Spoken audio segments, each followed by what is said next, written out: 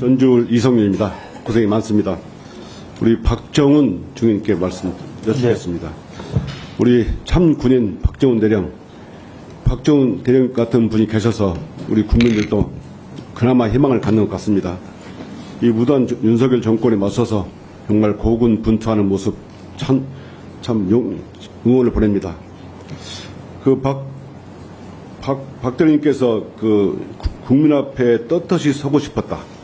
유족들의 얼굴도 예민할 수 없었다. 이런 취지의 발언을 많이 입장을 내셨잖아요. 네. 이런 취지를 다시 한번 왜 그러셨는지 말씀해 주실 수 있겠습니까?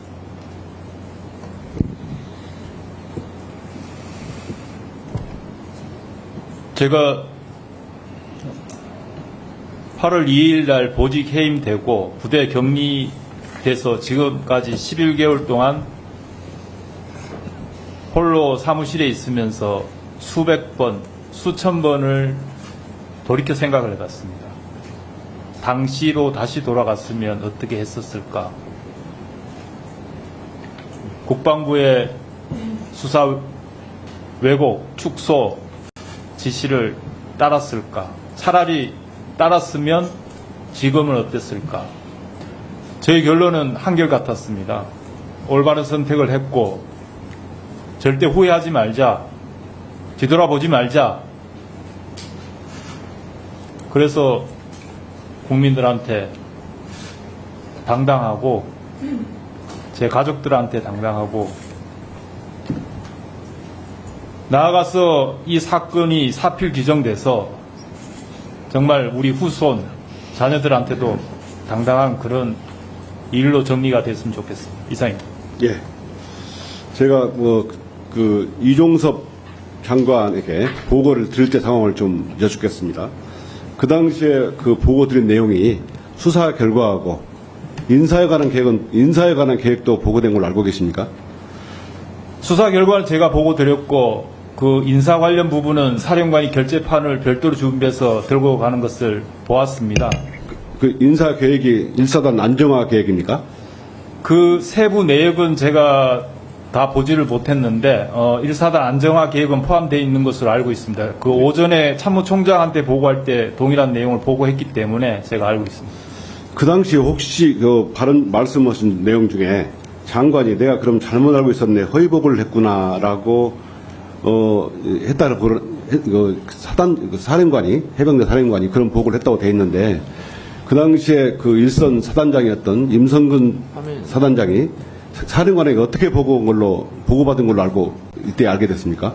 사건 초기에 사단장이 사령관한테 보고한 것은 강둑을 걸어가다가 뚝이 붕괴돼서 물에 빠져서 익사하게 됐다. 네, 이 사건 내용과 전혀 관련이 없는 내용으로 보고된 겁니다. 사고는 났는데 뚝이 무너져서 사고 당한 거다. 예, 그런 그렇게 취지로 보고됐는데 수사를 해보니까 그것이 아니었다는 부분을 보고드렸습니다. 그러면 이 내용이 그 국가 안보에 관한 내용입니까? 이 수사 내용이? 국가의 안보에 관한 내용이라고 생각하지 않습니다. 그러면 1사단 안정화 계획이 국가 안보에 관한 것입니까? 그렇지 않습니다.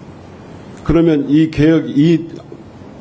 수사 결과하고 1사단 안정화 계획이 대통령실에 보고가 된다면 어디로 보고가 돼야 됩니까? 안보실로 보고돼야 될 것 같습니다. 국방비서관이 아닙니까? 국방비서관 맞습니다. 자, 하나 물어보겠습니다. 우리 인성근 증인, 예. 우리 이종섭 장관을 아셨죠?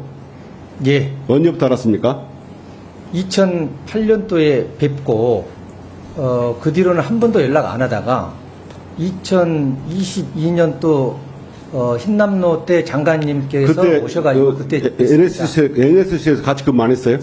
같이 근무했고 그렇지만 같은 알았습니다. 사무실이 됐어요. 아니고 다른 됐어요. 많이 떨어져 있는 자, 이종섭 사무실이었습니다. 장관, 예.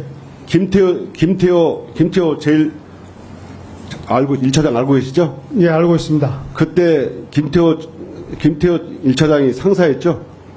네, 그렇습니다. 자, 박정훈 대령께 물어보겠습니다. 저희가 자료를 검토하다 보니까 7월 30일 날 장관까지 보고를 마치고 평온하게 마쳤죠. 네, 그렇습니다. 그때 박진희 군사보좌관이 해병대 사령관에게 대통령실과 안보비서관실에 보고사항 갔다 얘기를 합니다. 예. 그리고 김기환 사령관이 NSC 파견에 김형래입니다. 김형래 예. 씨를 알고 계시죠? 예. 이분한테 보고 전화를 합니다. 그러다가 그날 10월 30일 6시 22분경에 언론 브리핑 자료를 달라. 그래서 해병대 수사단에서 NSC 파견 김형래 중령이죠. 대령입니다. 대령에게 그걸 보냅니다. 예. 무슨 뭘 보냐면 조사 결과하고 언론 브리핑 자료를 제출하죠.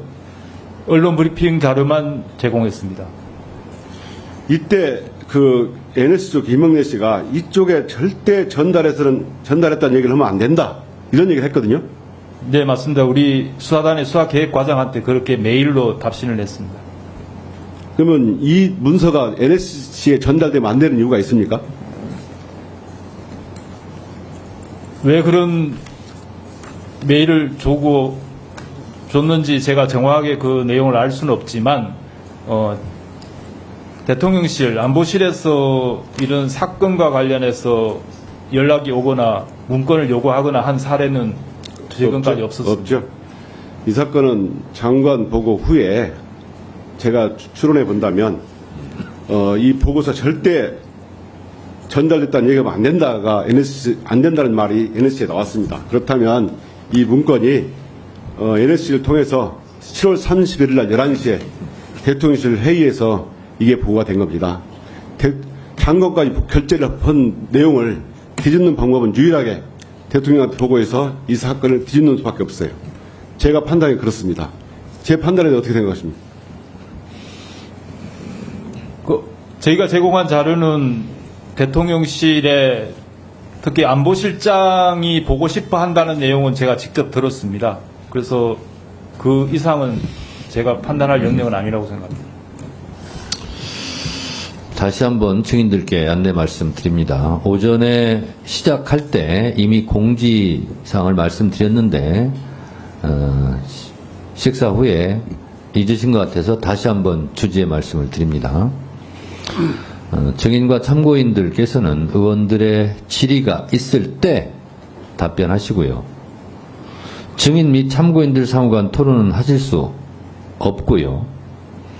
증인 및 참고인들께서 위원들의 신문에 대한 답변 외에 발언을 하시고자 할 경우 반드시 위원장에게 발언권을 얻고 말씀해 주시기 바랍니다. 라고 오전에 고지를 했습니다.